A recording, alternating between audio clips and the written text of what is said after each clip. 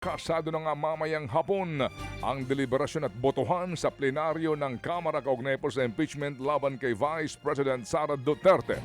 Apat po na articles of impeachment ang isinumite ng House Committee on Justice para pagbotohan sa plenaryo. Ayon po kay Justice Committee Chair Jervil Luistro, handa ang kanyang komite na depensahan sa plenaryo ang nakita nilang probable cause para nga tuluyang ma-impeach ang Vice Presidente. Sa ilalim po ng ating saligang batas, 1/3 lamang o katumbas na 106 na boto ang kakailanganin para po makalusot sa Kamara ang impeachment at iakyat nga para sa paglilitis sa Senado. Una nga po sinabi ni Bicol Saro Party List Congressman Terry Ridon na mahigit 200 kongresista na ang nagpahayag po ng suporta para bumoto pabor sa impeachment ni VP Sara. Ayon po naman sa kampo ng bise, hindi na po sila personal na dadalo sa deliberasyon at imo-monitor na lamang daw online ang magiging resulta ng botohan mamaya. Samantala, nagbanta po ang Partido Demokratiko Pilipino o PDP laban sa mga mambabatas na boboto pabor sa impeachment ni VP Sara sa Kamara. Ayon po sa PDP, hindi sinserong paghahangad ng pananagutan ng impeachment laban sa Vice Presidente. Pamumulitika lamang daw ito sa pagtakbo niya sa pagkapangulo sa taong 2028. Banta po ng partido, mabablacklist o hindi na tatanggaping tumakbo sa ilalim ng PDP ang mga susuporta sa pagpapa-impeach kay VP Sara. Posible pa raw suportahan ng partido ang mga makakalaban ng mga ito sa kani-kanilang mga distrito.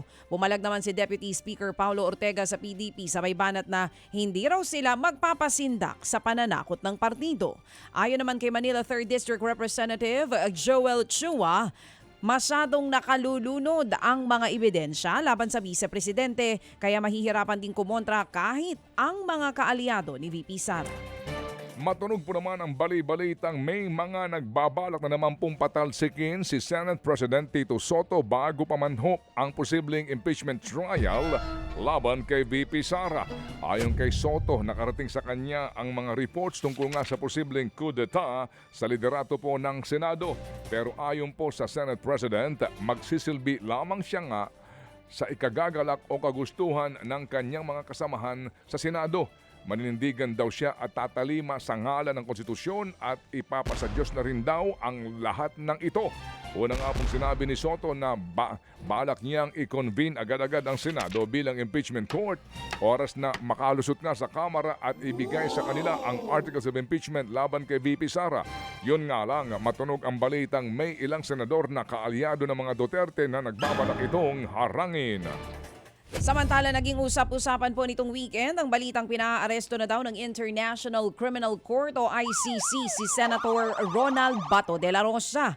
Matatanda ang isang dating PNP chief sa naunang tinukoy ng ICC na co-perpetrator o kasabwat sa madugong drug war ng Administrasyong Duterte. Pero sa isang pahayag, nilinaw po ng ICC na wala pa silang inilalabas sa public warrant sa Pilipinas. Hindi na bago ang hindi pagsasapubliko ng warrant ng ICC, tulad ng nangyari ng arestuhin ng dating Pangulong Duterte. Inisyu ng ICC ang arrest warrant noong March 7, 2025, pero March 11 lamang isinapubliko ng arestuhin na mismo ang dating Pangulong Duterte. Sa kaugnay po namang balita, pareho din pong pinabulaanan ng Department of Justice at ng DILG na may natanggap silang kopya ng arrest warrant labang kay Senador Bato de la Rosa galing sa ICC. Ayon kay Interior Secretary John Vic Remulla, wala pa siyang nakitang warrant kaya hindi na rin itutuloy ang deployment daw ng task force para tugisin si Senador Bato. Gayunman, inanunsyo po ng DILG na nakatakdang isyuhan ng subpina ang senador ngayon pong araw na ito para pagpapaliwanagin sa mga nakabimbing reklamong kaugnay sa extrajudicial killings na umano'y kinasasangkutan niya. Pagliliwanag po ni Remulla, hindi nila aarestuhin si Bato pero pinapahanap na siya na sa PNP-CIDG para daw ipasubpina at bigyan ng pagkakataong magpaliwanag tungkol sa mga kinakaharap nga pong umano'y reklamo kaugnay pa rin sa nangyaring war on drugs.